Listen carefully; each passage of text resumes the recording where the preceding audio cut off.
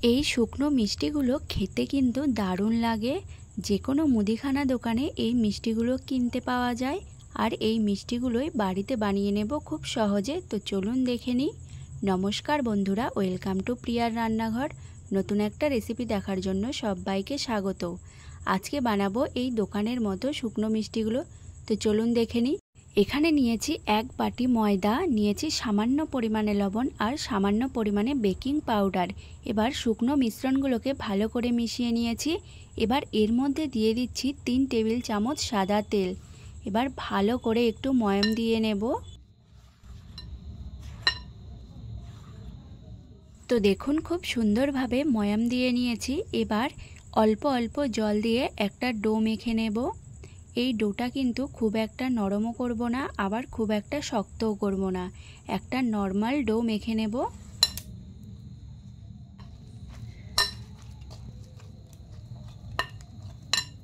তো দেখুন খুব সুন্দর একটা ডো মেখে নিয়েছি। এবার এই লেচিটাকে চাটুর উপর নিয়ে বেলে নেব।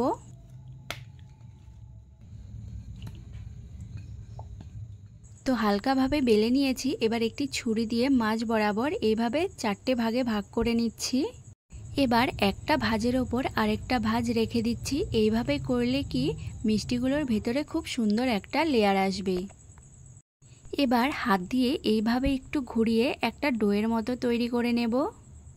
তো দেখুন ডোয়ের মতো তৈরি হয়ে গেছে। এবার হাত দিয়ে এইভাবে একটু লম্বাটে করে নিচ্ছি। লম্বাটে হয়ে গেলে একটি ছুরি দিয়ে এইভাবে পিস পিস করে সুন্দর করে কয়েকটা লেচি কেটে নিচ্ছি। এইবার এইখান থেকে একটা লেচি নিয়ে হাত দিয়ে এইভাবে একটু লম্বা করে নেব। তো দেখুন খুব সুন্দর করে কিন্তু লম্বা লম্বা করে নিয়েছি।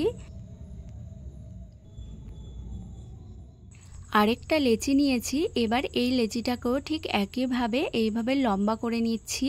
তো দেখুন এইভাবে সবগুলো মিষ্টি কিন্তু আমি তৈরি করে নিচ্ছি।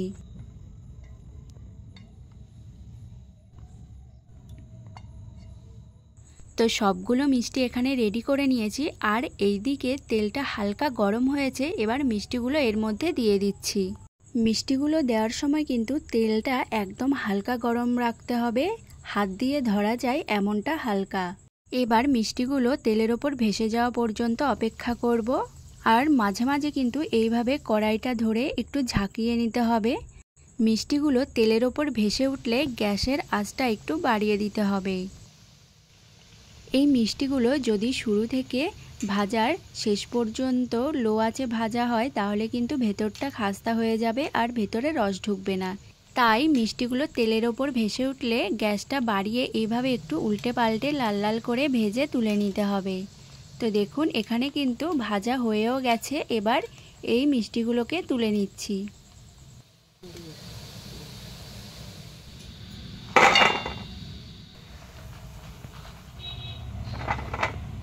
তো সবগুলো মিষ্টি ভাজা হয়ে গেছে। এইদিকে চিনির শিরাটা বানিয়ে নেব। তার জন্য নিয়েছি হাফ বাটি চিনি, হাফ বাটি জল আর ফ্লেভারের জন্য 2টো এলাচ। এবার ভালো করে নেড়েচেড়ে চিনিটা একটু গলিয়ে নেব। তো দেখুন এখানে চিনিটা গলে গেছে আর চিনির রসটা খুব সুন্দরভাবে ফুটে গেছে। এবার আগে থেকে ভেজে রাখা মিষ্টিগুলো এর মধ্যে দিয়ে দিচ্ছি।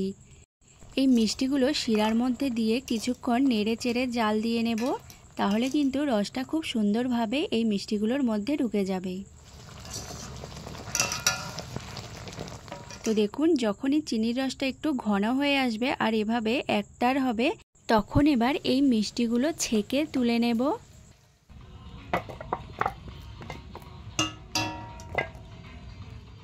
মিষ্টিগুলো একটা থালার মধ্যে নিয়ে এইভাবে একটু ছড়িয়ে ঠান্ডা করে নেব।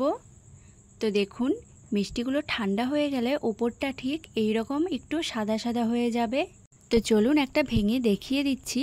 এই মিষ্টিগুলো ওপরের দিকটা একটু শক্ত হবে আর ভেতরটা কিন্তু নরম হবে। তো দেখুন কতটা সুন্দর হয়েছে এই মিষ্টিগুলো। ময়দা আর চিনি দিয়ে এই মিষ্টিগুলো খুব সহজে বানিয়ে নিতে পারবেন। আর এই মিষ্টিগুলো বানিয়ে অনেক দিন পর্যন্ত ঘরে রেখে খেতেও পারবেন। দোকান থেকে আর কিনে খেতে হবে না। তো যদি ভিডিওটি ভালো লেগে থাকে চ্যানেলটি সাবস্ক্রাইব করে দেবেন।